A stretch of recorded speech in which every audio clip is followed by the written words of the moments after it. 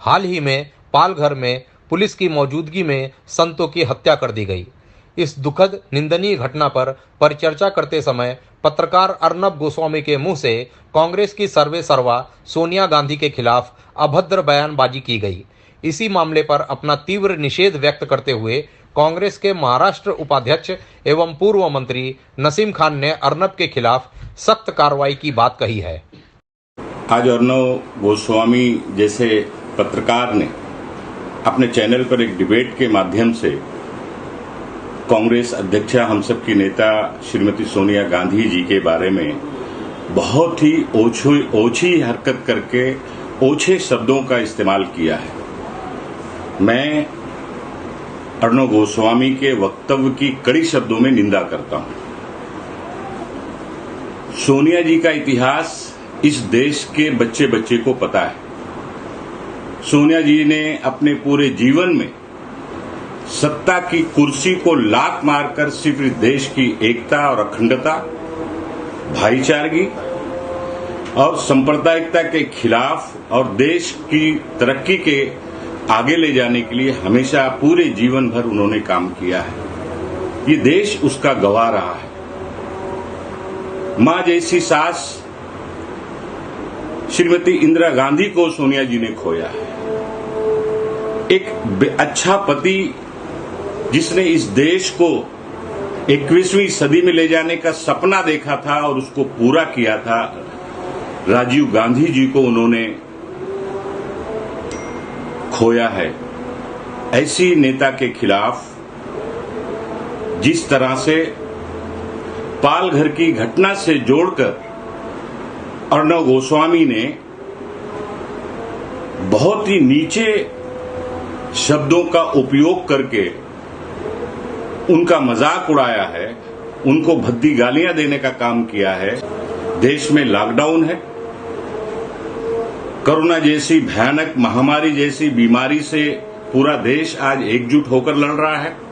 Congress party Bharat सरकार को, राज्यों की सरकार को पूरी तरह से मदद कर रही है और उसके बावजूद इस तरह की पत्रकारिता, सांप्रदायिकता परोसने का काम जिस तरह से अर्नब गोस्वामी का चैनल और अर्नब गोस्वामी जैसे पत्रकार अपने स्वार्थ के लिए जेबी पत्रकारिता जिसे कही जाती है उसको जिस तरह से सांप्रदायिकता के तौर पर परोस रहे हैं, उसकी कड़ी शब्दों में निंदा होनी चाहिए।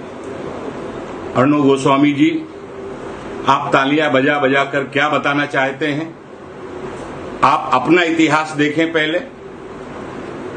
आपने क्या किया है इस देश में? आपके चैनल ने, आपने, आपके साथियों ने सिर्फ और सिर्फ इस देश में सांप्रदायिकता को बढ़ावा देने का काम किया है।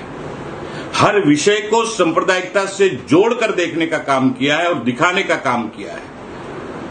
देश विरोधी वक्तव्य देकर आप क्या साबित करना चाहते हैं इस देश में? किस तरह की पत्रकारिता करना चाहते हैं?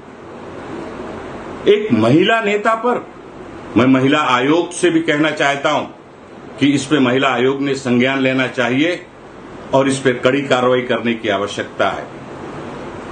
मैं भारत सरकार की जो इंफॉर्मेशन ब्रॉडकास्टिंग डिपार्टमेंट है, मैं उससे भी कहना चाहता हूं कि उन्होंने भी इस पर पूरी तरह से संज्ञान लेना चाहिए और ऐसे पत्रकार पर और ऐसे चैनल पर कड़ी कार्रवाई करनी चाहिए। पत्रकारिता होनी चाहिए। पत्रकारिता और पत्रकार इस देश का एक आधार स्तंभ जरूर है, लेकिन इस तरह की पत्रकारिता करने की, इस तरह से भाषा का प्रयोग करने की इजाजत ये देश और इस देश का कानून और संविधान कभी किसी पत्रकार और चैनल और पत्रकार को नहीं देता। जिस तरह से अर्नब गोस्वामी इस देश में ऐसे वक्त पर, जब इस देश को एक रखने की जरूरत है, एक दूसरे को मदद करने की जरूरत है, ऐसे समय पर जिस तरह की एक पालघर की घटना को लेकर, जबकि उस घटना को हम सब ने कड़े शब्दों में निंदा की है। महाराष्ट्र की सरकार ने कठोर कार्रवाई की है, सैकड़ों लोगों को गिरफ्तार करके जेल में डालने का काम किया है। उसके बावजूद जिस तरह से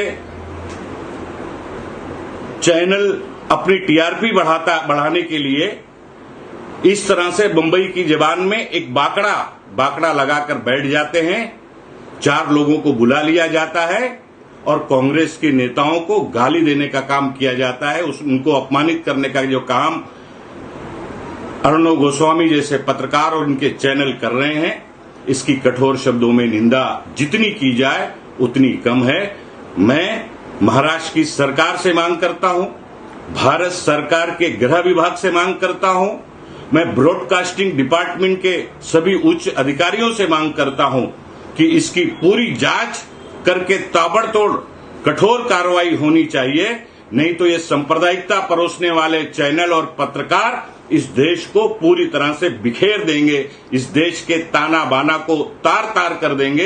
ये मैं आज अपील करता हूं भारत सरकार के संबंधित विभागों से और महाराष्ट्र की सरकार से, महाराष्ट्र के गृह विभाग से और महाराष्ट्र के मुख्यमंत्री से कि ये इसके ऊपर फौरन कदम उठाएं और ऐसे लोगों पर कड़ी कार्रवाई करें, ताकि ऐसे माहौल में जब देश एकजुटता के साथ कोरोना जैसी बीमारी का मुकाबला कर रहा है, लॉकडाउन में लोग गरीब मजदूर अपने घरों में रहकर एक दूसरे को मदद करने का काम कर रहे हैं और इस बीमारी से लड़ने का काम कर रहे हैं, ऐसे मौके पर इस तरह की हरकत कतई बर्दाश्त नहीं की जा सकती। इसको फौरन रोका जाना चाहिए और ऐसे लोगों पर कार्रवाई करनी चाहिए।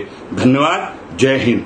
पत्रकारों को पत्रकारिता करते समय अपनी लेखनी और अपनी जुबान पर नियंत्रण रखना चाहिए, क्योंकि यदि नियंत्रण हटा तो किसी न किसी का अपमान होगा और ऐसे में पत्रकार को लोगों समेत प्रशासन के भी कोप का भाजन पड़ना पड़ सकता है। मुंबई से शिरीष उपाध्याय, खबरदार।